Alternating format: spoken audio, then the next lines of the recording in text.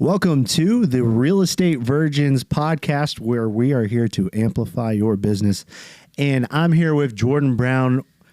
What's going on, everybody? And my name is John Michael Perez. And Jordan, I want to open up this podcast with a question. Why are we doing this? Why are we doing this? Yeah. Why are we doing this podcast? Yeah. We are here to provide value. We're here to make better agents. It's to help new agents, find their way through their career, through the mistakes that we've made, through lessons we've learned. We're basically giving you a shortcut. Yeah, and I'm excited about today's podcast because we're going to be talking about marketing, advertising, videos, a ton of jam-packed informational stuff for agents of all experience levels. But I want to toast with Jordan. We got some amazing drinks from Pouch 6. Shout out Pouch 6, baby. Shout out Pouch 6. Best studio podcast here in the area, in the world, baby. Global. In the world. They're going to be their next level. They're automating podcasting, and it's interesting because we just drove into downtown Austin, and there's a different energy going on down here because it is South by Southwest. South by So What? I know you wanted to say it. South by So What is a metal festival that we've played at before. But let's toast. Cheers, brother. Boom. They call this South by Southwest water. I love it. I like it. Okay. Cool. Good. It got you. All right. So what are we talking about today? So it's been a little bit since we've had just a you and me episode. Yeah, I know. We've had some awesome guests within the last couple episodes. Yeah, and I'd love to kind of get to know what your feedback is as the listener. Do you like hearing from other agents? Do you like hearing from lenders and learning kind of different aspects of the business? We hope that it's useful because I sure wish I knew stuff, from these people and their expertise earlier in my career. I think it would have really helped me.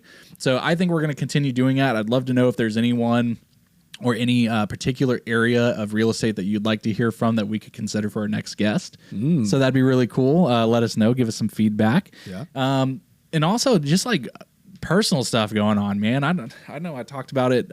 What's going on in your life? Yeah, I mean, like the last podcast, I think I said that my, real estate teaches me a new anxiety every week, and it doesn't stop, man. Like it's not even just real estate. I think right now I'm just at a really, I'm at a very exciting time in my life and a very getting out of my comfort zone time of my life. Like I'm changing up things within my business. We're going to talk about that a little bit later.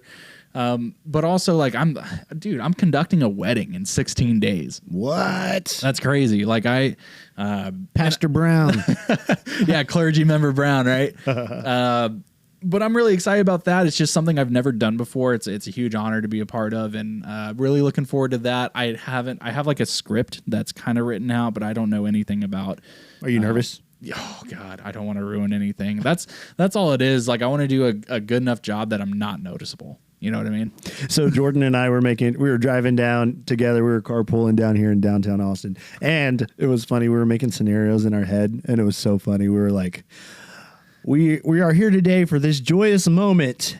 And before I get started, I'm a realtor. My phone number is. While you're all visiting here, family and friends, thank you for visiting. If you happen to fall in love with the area, I am a realtor. My number is 512-337. Yeah, doing a little plug. Now that they're married, they'll be saving money on taxes, which they can use as a down payment on a home. And then just use the whole time that you're officiating as a big plug for you. Yeah. So don't plan on doing that at all. But yeah, I'm super excited. These are two really good friends of mine, and I'm just super stoked to be a part of their wedding in a more involved way for the first time in my life. So Joey and Vanessa, we're gonna kill it. Nice. Shout out Joey and Vanessa. Yeah. So that's going on. Closings are going on. Like our business is doing really well to start 2023. I've had a killer Q1. There's only a few days left in Q1. Kind of looking forward to what Q2 is gonna bring, and yeah, isn't that crazy? Like it's already like almost mid-March. That's insane. Yeah, I feel like I blinked and it's already 1/4 of the year down almost. Wow. What about you? What you got going on in your personal life? Well, we had an awesome rookie to rock star class that we had last week. Yeah, that was awesome. I felt like the students were so receptive and engaged, and it was really cool. That's all you can really ask for as like a presenter or someone who's trying to offer information is just, making sure that, like, when you see that people are taking notes, that's like the feedback where you're like, yes, I did say something worth saying, right? It's almost like, so when John and I were in the metal band, if people weren't moshing to your music, like they weren't feeling it. And so that was the non-verbal feedback that we were receiving. And so it's kind of funny to translate that into real estate presentations. Yeah. And then I've got a crap ton of closings this month. Just closed a big one yesterday, and I think I've got 5 more closings this month. And then one of those deals is our Lantana deal, which is a property that we purchased together, and then buying a flip, and that one's going to be good. I'm buying it for about $200,000 and going to sell it for way more than that. Yeah, that's awesome. Have you decided that's what you're going to do with it? Is probably just flip it? Yeah. And the thing is I was thinking about wholesaling it, maybe just doing a quick sell for around $230,000, $240,000. But I don't have enough time, so I'm going to go ahead and close it myself. Like trying to find that end buyer. Yeah. It's a whole other monster, right? Yeah, so, yeah. Well, that's awesome. We were just at Champions Real Estate School talking about, talking to the kids who were learning law of agency over there, just about our brokerage and how there's just so many different ways to make money within real estate. And John just kind of went over it. There's a decision to be made about, you found this property, super underpriced. What do you do with it? If you got the time and resources, you can wholesale it. You can flip it yourself. You can turn it into a short-term rental, whatever you want to do. Yeah. That's the cool part about real estate. There's more than one way to make money. And not many people know that. They think that there's 3 ways to make money, and that's represent buyers, represent sellers, and represent leases. But that's it. If you have the correct knowledge, you can do so much more, like Jordan just said. Yep. Absolutely. Our last episode was actually Jeremy Knight's episode, which was, I thought, super informative. Just as a fan of his and like what he's done with his real estate career and being really heavily involved with video, it was really awesome for me personally to be able to ask him questions and hear how he's done it. And if you missed that episode, go back and listen to it because it's super informative, very valuable information. You talk about not just consistency, but some of the like little tricks as far as like when he actually posts his content is important. Yeah. What the thought process is behind that. There's a lot of decisions, micro decisions that are made that seem like they're random or like they're super calculated. What was your biggest takeaway from the last episode? Man, that's a great question. A couple of things, aside from just YouTube stuff, like I don't even want to focus on that too much because it's very niche. I think a very big blanket statement that he made was, and he mentioned it multiple times throughout the podcast episode, was burning the ships. I knew you were going to say that. Yes, and it's true. Like you and I talked about it at Champions actually, where I spent my first year of real estate being part-time. I had another part-time job. And a lot of people ask you or have asked me, how did you know when it was time to go full time? Mm-hmm. And it was when my other job was preventing me from servicing my clients to a high level, and it was inconveniencing the times that I could service them. And when I get that question, it is the hardest question to answer because I don't know their personal drive. I don't know where they're at in their head. And the thing is that it's so easy to say burn the bridge or burn the boats when in reality, some people will burn the boats and fail miserably. And they'll sink. That's the thing is you're right. It is a loaded question. Not everyone was created with equal drive, with equal places in their lives with where they're at. Like with me and my wife worked so hard to get debt free minus our house before I left AT&T. That's what it was. Is like we paid off both of our cars. We had no credit card debt. We were virtually debt free. So we just set ourselves up in such a good position that I could easily be like, oh yeah, like I was able to quit. And like, once it became an issue with my other job, like that was whenever I made the decision, but not everyone's going to have that. And I think you said it perfectly. You set yourself up so that you could burn the ship, right? Yeah. And when we say burn the ship, that means no other option but to succeed, to quit that job and go all in on real estate. And that's a hard suggestion to make coming from us, because we have that drive. Not everyone does, or not everyone has that why, Yeah. Like, why should I do this? That, and it's also like my pipeline. I had a very healthy pipeline. And so that helped me go from my first year, my first 12 months as a part-time agent, I sold 3 homes. Not much, right? And then once I went full-time, I sold 16 homes that next year. So how do you go from 3 to 16? You have to have a healthy pipeline. Yeah. That's why we talk about so much having your 90+% of your time is lead generating. I only have social media because I'm a realtor. That's it. Like I don't engage, and I don't post about a lot about anything other than real estate. And why? Because that's where my clients are. Yeah, I agree.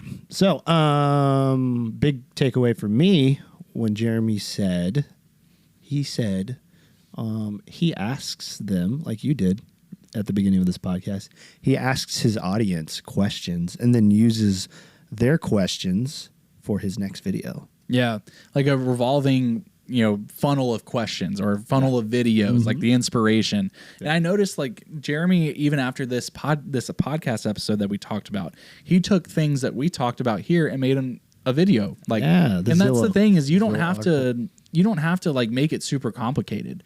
Inspiration for videos can come from just about anything. The main thing was think about what kind of questions your audience is going to have, and you ask the question for them, and you make the answer in the video. Yeah, I like it. So you had a closing recently, and we sort of wanted to wait. Oh, boy. We sort of wanted to wait to talk about it, but obviously we're not going to say names or go into a big detail. But it was a very interesting situation, one of your toughest situations, I would say. Toughest to date, for sure. Would you like to talk about that at all? Sure. Yeah, I think I'm ready to kind of tell the story. I'm glad that, only because it's closed. I'm so happy that it's done. We wiped our hands of it. What a complicated, weird situation this was. Real estate is not all sunshine and rainbows and flowers and kumbaya. Wait, so you're not just getting paychecks for free? No, this one, or like for no work? Not even just that. It was like, not everyone who like works with you is gonna like you. Yeah, that's the other thing. Is I figure once someone works with you and once you do a certain amount of work for somebody, there's how many houses do we show them? 13 in total. So. And then we get under contract and okay, yeah. So here's how. Let's go into it. We never here. Let's start off with this. We never complain, right? Try not to. We never complain, but this situation was like people. This was a weird one. We had next to zero rapport. We didn't have any type of relationship with these people. Yeah, and they pretty much treated us like crap. Yeah. So this is kind of the mostly him. Yeah. This is kind of what happened. Is I had a listing in my neighborhood, right? My neighborhood, my bread and butter. This is the place that I live. I eat, sleep, do everything. So I know this neighborhood, and we were priced really competitively. We were priced like $40,000 ahead of comps, recent comps from the last 2 weeks. And so we felt really good about our pricing. And I get a call from this person, and they're like, "Hey, we're interested in checking out your home. You're listing in your neighborhood or in this neighborhood, but we don't have an agent." I'm kind of lit up. I'm like, "Hey, that's the ideal. That's part of it, baby. Like, if you can get an unrepresented buyer, that's what you do listings for, right? Because even if this one doesn't work out, you can help them buy another property." So I was really excited. I go over to meet with them, and they roll out like 7 deep in the car. Like, they got the whole squad with them, which that's like the first time that's ever happened to me. Did you see that meme that I sent you yesterday? Yeah, that was pretty good. You want to repeat it? No, you go ahead. No, I can't. I can't cuss. Okay, no worries. So anyway, and I don't have a problem. Like, if you're gonna roll up with your squad, like whatever, I don't care. It doesn't matter to me. It just kind of took me by surprise. Yeah, there was a lot of people. So anyway, I get there and they get out of the car. I'm like introducing to everybody. Everyone's like, for the most part, pretty friendly. And we get in and they just start like this one person, the mom, right? That's the most detail most detail you're going to get out of me as far as who's involved and what's happening. It was a whole family, though, and the parents were buying the home for the daughter. That's it. That's not details. That's not like there's no names or descriptions or anything. It's just there was the family dynamic. Most of our clients have daughters and sons. Yes. Yeah. Who am I talking about? You don't know. So anyway, but I have to explain because like I'm talking to multiple people throughout this transaction. So that it becomes a little murky there. So basically, they're buying the house for the daughter. Daughter loves the house. Loves it. Not a single complaint. We've had several clients that are buying houses for their daughters. Yes. And the mom is just walking through this listing and just tearing it apart. Like, this needs to be, like, I'm going to turn this half bath into a full bath. And I'm like, I don't know why you would want to, like, oh, sure, okay. I want to get rid of, dude, I want to get rid of the stairwell. It was like one of her, and I'm like, how are you going to get up to the second story? Like, she's going to teleport. So she's already, like, she's just, the things that she was pointing out were not things that needed to happen. It was just, like, not her style, I guess. And so I remember when you were out of town and I was showing them properties, and literally every single property, there was something that this person was complaining about. Yes. And at one point, I was like, okay, I tried to refrain from being rude because I'm like, I have a ton of patience, right? But when someone's just ripping on every single property, there's more than just the property. And so at one point, I sat down and I told this person, I said, name one thing that you like about this property. I was probably like pulling teeth. and this person was like, I don't know. Maybe this room right here. Maybe. And I'm like, oh my God. Yeah. So basically, like, we were not in agreement on where the price was for, she was, she thought she knew the area better than me. She's like, well, it's a buyer's market right now. I'm like, yeah, that's why we're priced $40,000 ahead of comps. And she wanted to undercut me another $100,000. So I said, hey, not to be disrespectful, I said, this is my neighborhood. I know this like the back of my hand, and like we're priced well. And we've already turned down an offer. We've only been on the market for 4 days at this point. And we've already turned down an offer that was at $55,000 above what you're saying right now. So do with that information what you will. But anyway, we couldn't come to an agreement there. Now, here's the thing is I didn't know this at the time until I got home, but I was really sick as well. That's when I got COVID. And so they asked me before I left if I would be, willing to show them more houses. I said, sure. They had a list of homes that they wanted. I set them up on a portal and everything, but I got home, tested positive for COVID, so I couldn't do it. So I hired John to go show them houses, 6 houses or 7. Hired me? Well, yeah, I paid you. Oh, did you pay me? Yeah. I don't remember. Yeah, I paid this guy. This guy doesn't remember like all the small chunk change orders anymore. He's too big time. But I'm big time, boys and girls. Yeah, if it's not a mill, I don't care. But anyway, I hired John. He goes and he shows them houses while I was sick. I finish up the showings and I show them 6 or 7 more houses myself. So like I said, 13 in total. And I'm filming videos like of the walkthroughs for them. The parents had went back to their home state, which was not Texas, and they couldn't get high quality videos from the daughter. And so I was going above and beyond by filming the videos, putting them together, putting them on my YouTube channel so they could watch it in high definition. But Jordan, you didn't do anything for them. Nah, dude. You didn't do anything. It made it so frustrating to when that all went down. So anyway, here's what happened. I told them after showing them a full day and paying you to show a full day, I said, hey, I've got another client that I'm helping all day tomorrow. I forwarded some new build addresses. I said, feel free to go look. I've already got you registered, with the builders and everything. So feel free to go look and let me know if you see something you like. They go under contract that day, like without telling me or anything. Like obviously like the daughter told me because she was super excited, but like they didn't say, hey, we're going to be signing on this. It was just, hey, we signed. And I'm like, hey, like fantastic. That's incredible. Congratulations. Like which house is it? Trying to get some details. And so I'm like, I'm going to send you my representation agreement. And this story is why I am absolutely changing the way that I do my representation agreements. because of this. So I send over the documents. The dad is the only one who's on the loan and who's on the purchase agreement. So I'm like, I'm going to have him sign. The daughter says, can you please give my mom access to be able to view the documents? I said, sure. So as you know, if you use DocuSign, the way you can do that, you add them to the transaction. They're able to go in and view it. They can ask you questions. They can do whatever. And when you're done, you delete them from the agreement or from the DocuSign packet, right? Because they're not going to sign. Yeah. It's just you're giving them the authority to be able to look at the documents. We do that, and they finish up. Dad signs. The mom even texts me and says, I can't hit finish. And I'm like, yes, that's because you're not signing. I'll fix that for you.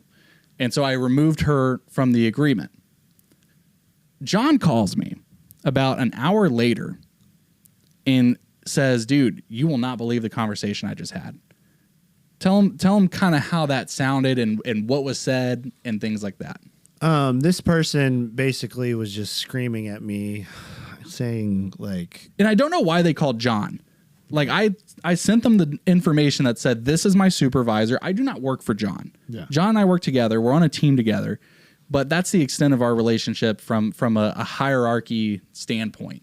Yeah. So this person called me and was like, hey, he's trying to get around me signing for the contract.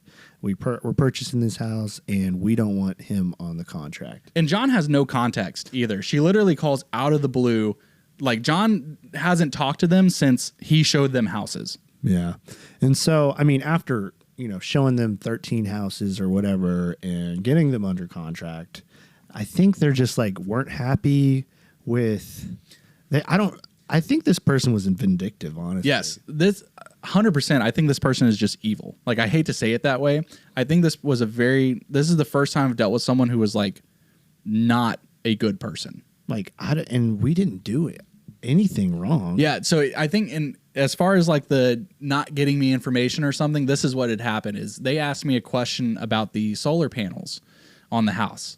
And I don't work for the builder, so I have to call and ask the builder to get that information. Builder was off that day, and so wasn't responding or anything like that. She said, I'll get you some more info tomorrow. I texted them. I said, hey, builder's not available right now. I'll get you that info first thing tomorrow. And apparently that was me not doing anything and not responding to them and not getting information. Yeah. Because all that being said, we got through it, right? And how did we get through it? You sort of just stopped. I just took stop responding. Yeah. So basically, like, I tried to remedy it. John told me what they had said. So I switched all my communication to text. And I'm so glad I did. And let this be the main takeaway for you who's listening. I switched all my communication over to text so that I had a record of everything that was being said. Yep. My attitude and everything was super positive. Absolutely. And I wanted to maintain that throughout, no matter how they treated me. And we just could not come to a middle ground of understanding of why things were happening the way that they were. And so I just said, you know what? If you have any questions, the builder is there to help you. I'm obviously here if you need me. And I told the builder that as well. I said, I'm going to still do my job, but I'm going to be very hands-off from here on. Yeah. And we got it closed. And the funny part is I felt like when I told the builder this, she was just like, oh, I don't know. Sure, whatever. Like, that's a you problem. She got a little taste of it near the end of that. They were supposed to sign like 5 days before they did. And they were threatening to pull out of the contract because the builder wouldn't paint the blinds of like a purple color. What? Crazy. Like an opinion piece. Wow. So anyway, we've sold, and let me preface, we've sold hundreds and hundreds of homes. So like we never complain, but when there's someone that's like out to get us for some reason, like we're trying to navigate this problem. And as everyone that's listening knows, like most of an agent's job is putting out fires. Yeah. And we're doing the absolute best we can within the ability that we have. And I'm just so proud of you for getting through that, because it's definitely a learning lesson. I mean, there's so much we could have just given up, Yeah. And I mean, so the other part to this that we didn't even say, she was messaging like my broker saying like, I want Jordan to volunteer to not get paid for this. And shout out to Alex, who had my back through the entire thing. He was like, Jordan, this is not the first time I've dealt with like this kind of person. It won't be the last. Whatever outcome you want to have happen is what's going to happen.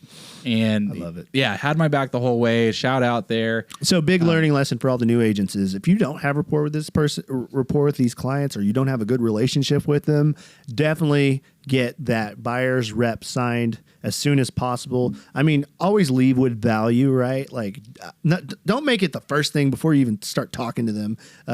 Don't make it the first thing, which most people are going to tell you to do the opposite and say, hey, before you even start talking to them, send them a buyer's rep. And in my opinion, that's too salesy. Yeah. That's too like starting off the relationship with, hey, I need something from you. But there's nothing wrong with protecting yourself. For sure. Nothing wrong with protecting yourself at all. And if they will not sign a buyer's rep with you, what does that tell you? Yeah, for sure. It's either they're not serious about working with you or they're just wasting your time. For sure. That's it. Yeah. Yeah.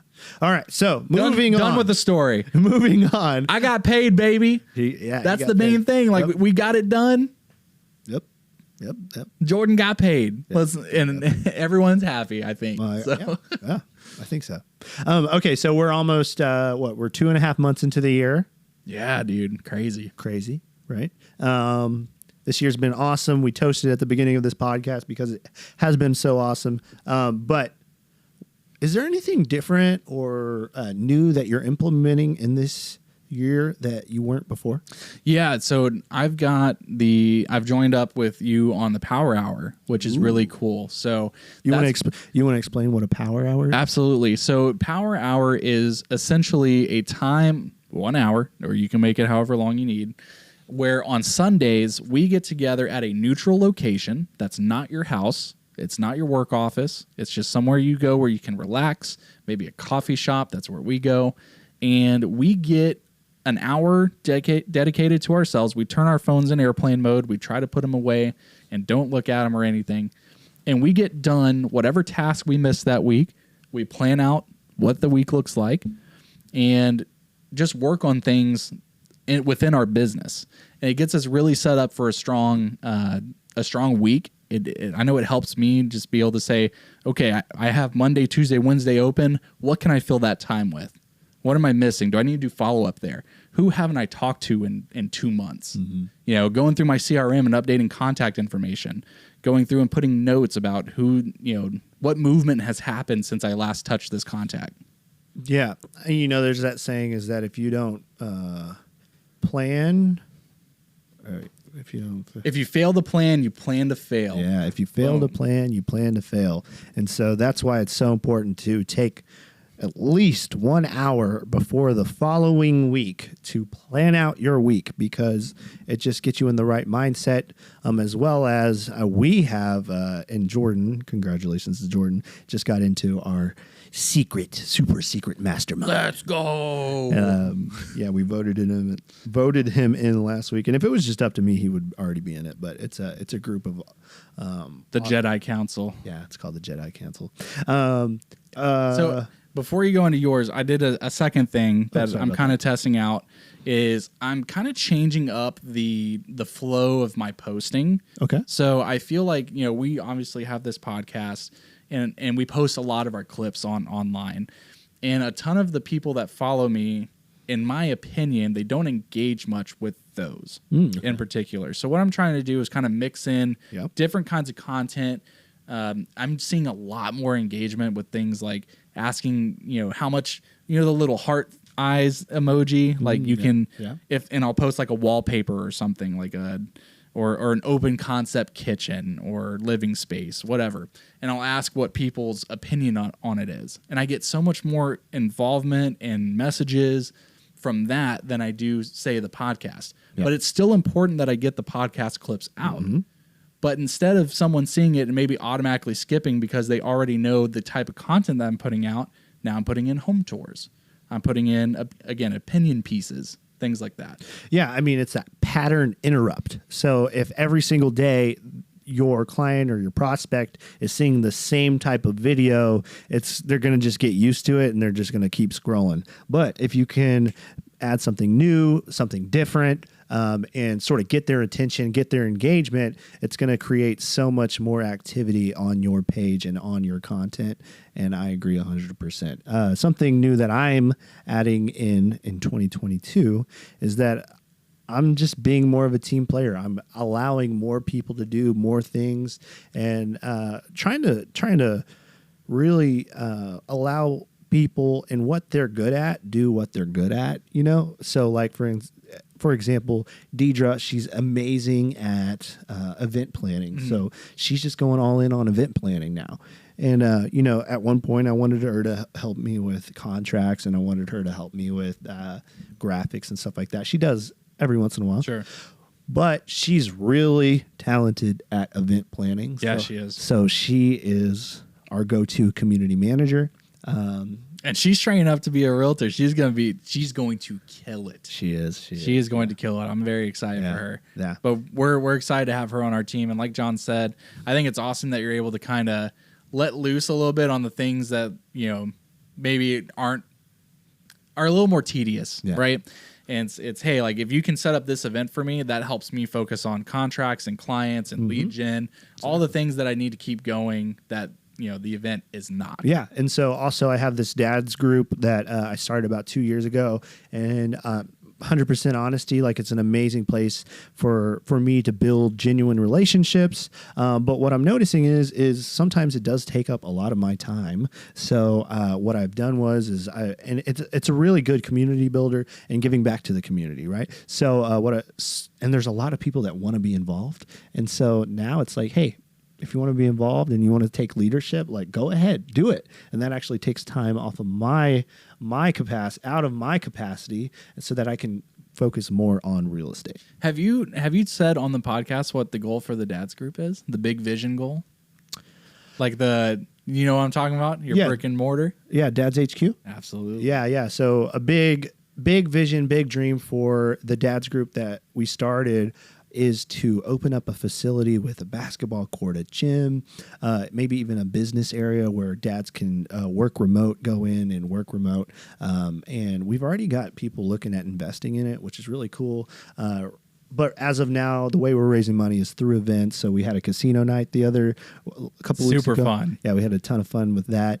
But it's cool because not only are we sharing that vision, but people are starting to believe in that vision. Yeah, they're buying in, man. I see it in the group, and I'm just like, wow. Like, and we're having fun, you know? And that's the thing is like people want to feel like they're a part of something. They want to be connected with other people that have similar interests. And that's one cool thing that I'm just super proud of the dads group. Yeah, that's awesome. Yeah. So next thing we're going to be talking about transitioning back into real estate is we're going to be talking about marketing yourself, marketing strategies for new agents. And I'm going to kick us off here. Okay. So one thing that I noticed that I was guilty of, and I notice a lot of newer agents or agents that don't have a lot of business going on right now, all you want to do is be known by everybody that you're an agent. You just want everyone to know, hey, I'm a realtor and I'm here to help you, right? And a lot of your advertising comes off that way, right? It's a lot of, hey guys, I'm a realtor. Look at me over here. I'm a realtor. But it's not providing value. And I think there's a lot of missed opportunity with these posts that people are making to lead with value first. And people will know you're a realtor from that. You know, instead of saying, hey, I'm a realtor, come work with me, and then you get the value, lead with the value. Say why people should want to work with you. That is so good. Like, why should people care that you're a realtor? There's 19,000 of us in this area. What separates you from 19,000 other people? Yeah. Lead with that. You know, that's one thing. And also there's a lot of... I'll give you an example.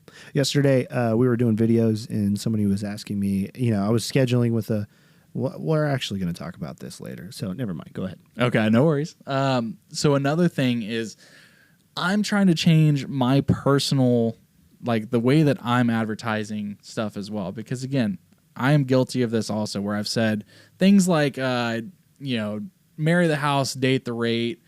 You know, if you're renting, you're paying a mortgage, it's just not yours.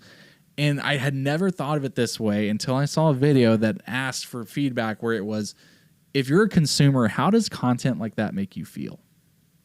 And it's like, it almost feels like you're being shamed by a realtor for renting.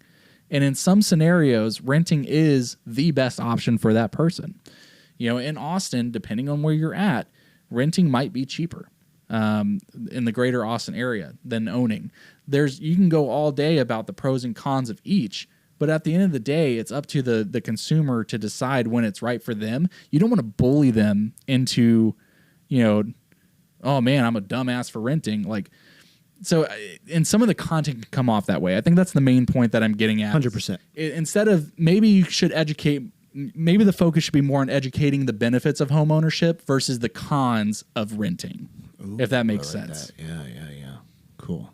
So that's what I'm focusing on. That's the cleaning up of my marketing this year is focusing on a lot more of the positive side instead of just dogging people for renting. Yeah. Because some people, like, there's certainly people in a situation where rents and mortgages have gotten so high. Like, interest rates are high right now. Relatively speaking, when you're talking about, like, you know, a 6% interest rate on a $200,000 house, that's a lot different than a 6% interest rate on a $400,000 house. Yeah. And so not everyone is in a position to buy. They don't have the money saved up. They don't have the credit score where it needs to be. There's different reasons why people rent, and I need to look at myself and say, I need to stop shaming these people and more uplift them and encourage them that, you know, purchasing is in your future. For sure. Yeah. When it comes to social media and marketing, I think one of the most important things is to take social media marketing classes. But some of the tips and tricks that I want to share right now is, one, set up your socials, obviously. Make sure everything looks very cohesive together. I would probably put the same profile picture on your Instagram, your TikTok, and your Twitter, or your, you know, Facebook, just so that people, when they start seeing your face, they're going to start recognizing you as, you know, John Michael Perez, you know, on Instagram, Facebook, TikTok. Just like our caps. Like, Exactly. Our caps have our logos. It has our colors. Everything's cohesive. Yes. So when you see, like, my shirt, it has the same colors as my hat. Yeah. So people are going to start putting the colors with your name and your face all together. Yeah. And I notice a lot of, especially like multi-level pyramid schemes, moms out there with their herbal teas and slim waist and all that. They have gotten really smart with their marketing, and they put like the same filter over all their pictures so that it all looks uniform. Yeah. And that's really good for marketing. It is. Yeah.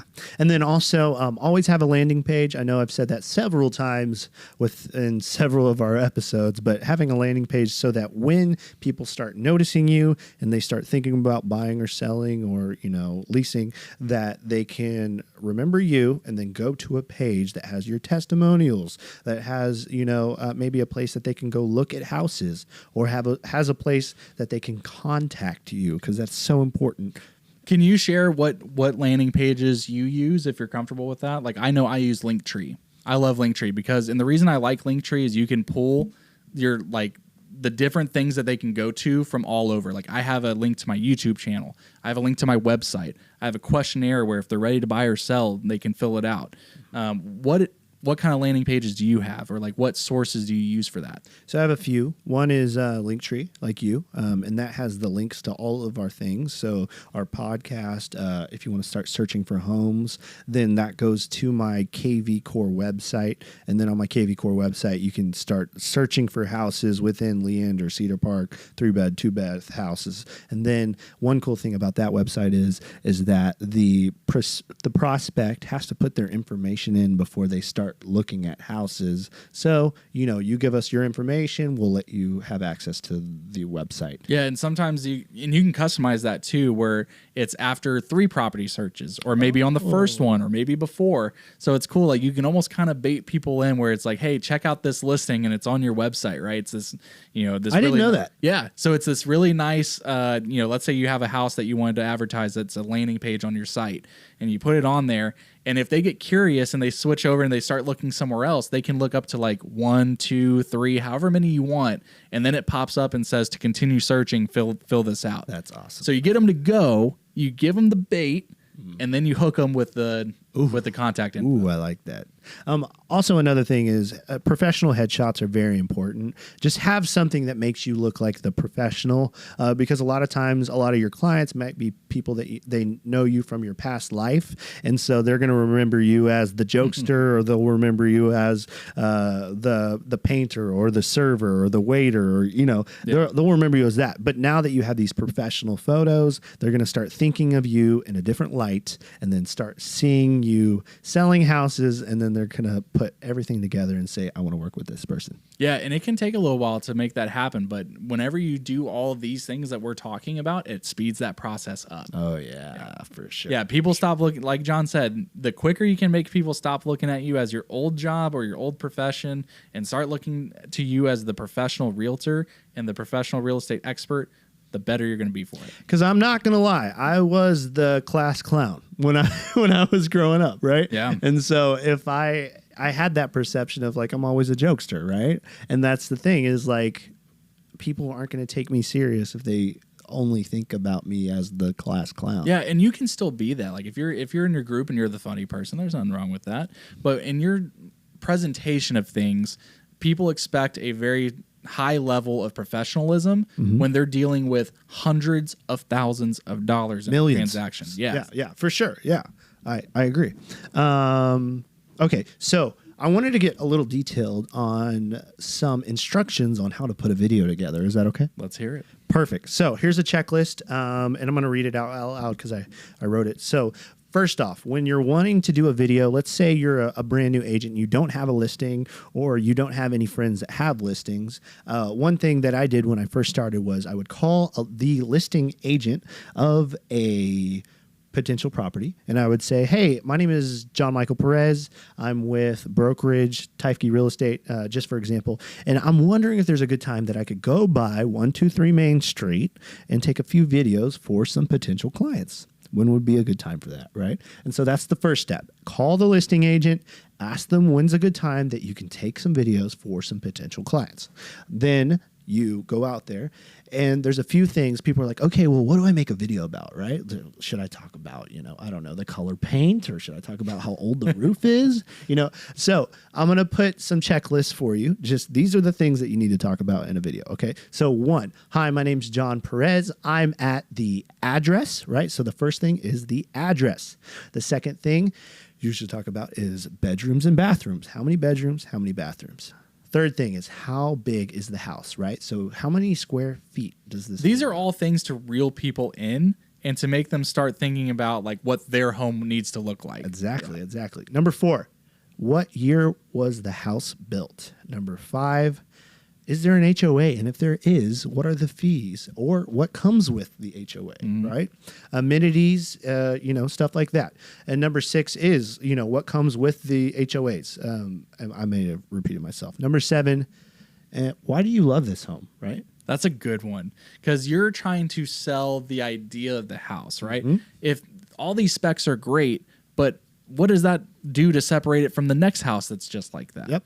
We just did one yesterday, and it was an incredible home. Like, I was really happy with the one that we filmed, the ones that we filmed. And I made sure in my video to say, this is in a quiet part of a very popular neighborhood. Ooh, and so that makes it to where you're starting to envision, like, great, this is a great area because it's a popular, sought-after neighborhood. But I don't know if I want to be on the hustle and bustle. Maybe it's on a main road. Like, I'm taking away all that concern for you by saying behind you there's a trail. There's no neighbors behind you. It's super quiet. Like, I think in my video you can even hear like the birds chirping, which is pretty cool. Like, it just made for a really cool ambiance. It's a beautiful neighborhood. Yeah. Oh yeah, John lives there.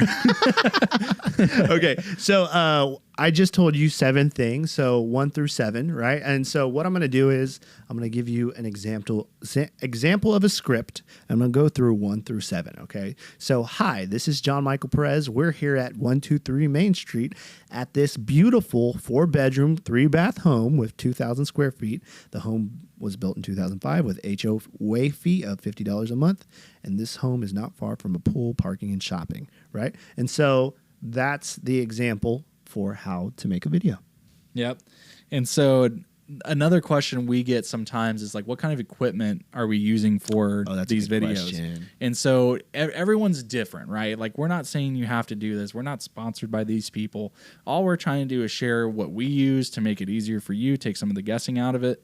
And so I think a non-negotiable that you have to have is a microphone of some sort. Oh yeah. Because and what's funny is we do a lot of our filming on our iPhones. Mm-hmm. You know, the phone cameras have gotten so sophisticated now. Like, you can even film, like, I hear people film like short films on it and stuff like that. So it'll do for your YouTube video or for your social media video.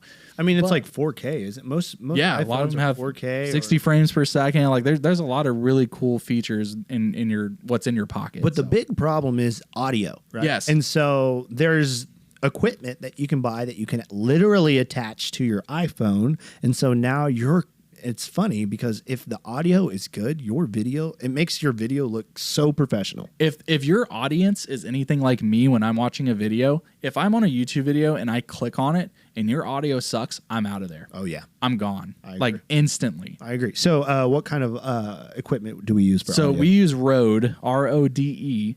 They make some really good equipment. It's very, they have like the receiver, which you connect. You can even use just the receiver, the receiver plugs into your phone, and then you have the microphone.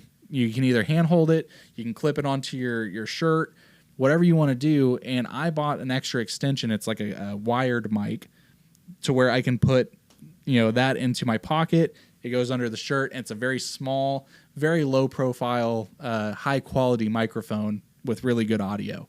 Mm-hmm. So that's what I use. I also use the DJI Osmo. I think it's either Osmo or Osmo. I can't remember. But it's a handheld dongle, funny word, for your phone. And basically it's this thing that stabilizes the video on your iPhone video so that when you're walking, it doesn't look like you're doing this, like you're bouncing around. It makes everything so smooth. You're able to kind of do those gliding shots where it's just like, check out this awesome kitchen. Like, look at this. And it goes real seamlessly into the open concept living room. Do you show every room?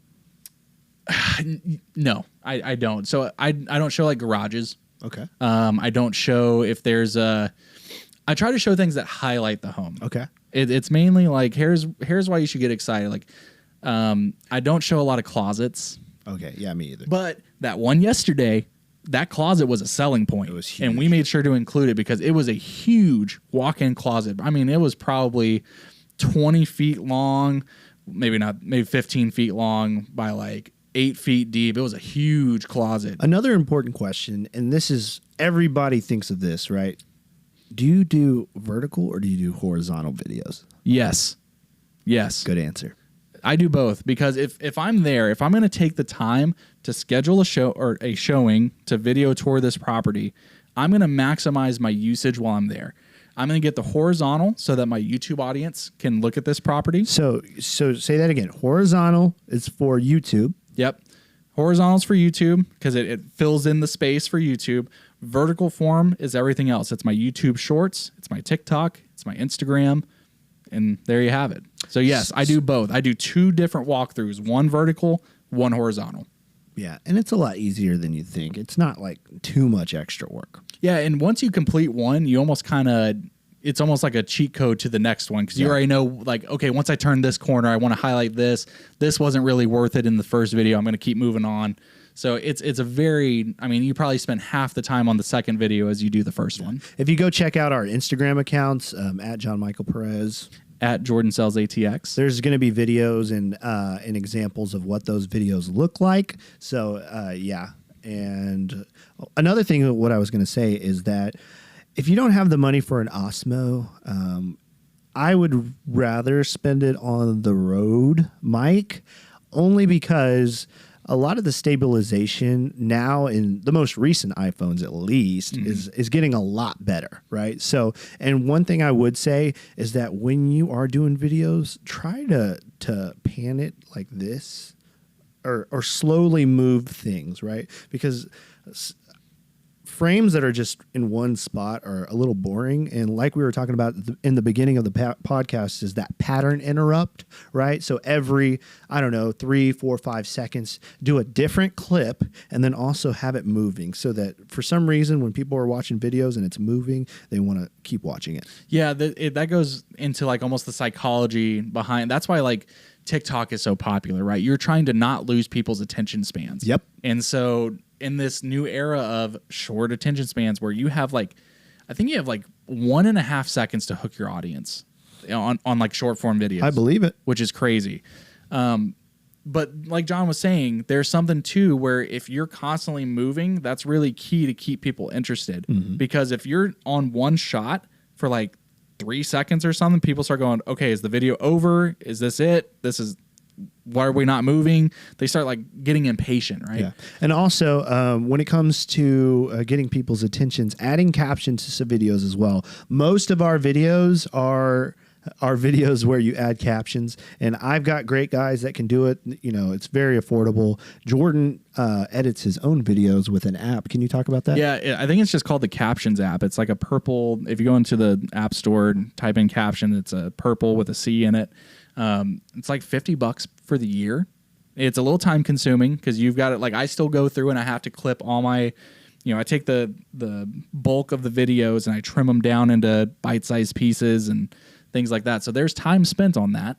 But once I have that done and I export it to my phone, then boom, I pull it up and I can have a video captioned in a minute. That's awesome. So cool. So that's a little pro tip there for you. And so I just want to circle back around. Once you are good at doing these videos, it starts becoming like you're riding a bicycle. It starts becoming so much easier. But the main thing that I want to emphasize is that you guys need to go out and actually do it, right? It's all fun and dandy to listen to us talk about it. And so many agents just sit at home and do nothing and watch these videos and listen to what we have to say, but they don't actually go out and do it. And the most important thing is to take action. Yeah, and we're talking to ourselves there as well. There's days during the week where I've got absolutely nothing going on, and I know how hard it is to just be like, I need to go do something real estate related. And it's great because video is just always possible. It's there. There's so many listings out there that you can just real easily go look into a nearby neighborhood, maybe even your own neighborhood. So you don't even have to go outside your neighborhood and go make a sick video, tour the property. People love home tours. That's why there's HGTV. HGTV is basically built on home touring. Yep. Like there's a whole industry behind it. I honestly didn't like HGTV until I got into real estate, which is funny, but now I love it. Yeah. Okay, so we're going to leave you with this. We're going to be putting together a cool little, some courses, some masterminds. We're still working on that, but we're teasing it. It's coming because we understand that as newer agents, there's, as much as we're trying to help by giving a podcast episode and things like that, needs to be a little more hand-holding for some people who they need there's no guidebook to success. Yeah. There's no, we've talked about how in your licensing exam, it's mainly just how to not get in trouble. Yeah. There's not anything about growing your business. There's nothing about thinking about the end and what exit strategies you want to have for real estate and what does representing a buyer even look like? Yeah. Like there's just all these questions out there that we're going to piece together and answer for you over time, and it's going to be a kick-ass course. Oh yeah. Maybe that's what we should call it. Kick-ass course. All right. Well, guys, thank you so much for listening. I think this was super valuable. And if you liked anything you heard from us, please share it with a friend. Push like, push subscribe, and comment. There we go. Share with some. If maybe you were listening and you thought of somebody who's a real estate agent who could benefit from this, reach out to them, share the episode with them. We'd much appreciate it. I'm sure they would too. So yeah. But besides that, go be great. Go be great. See you guys.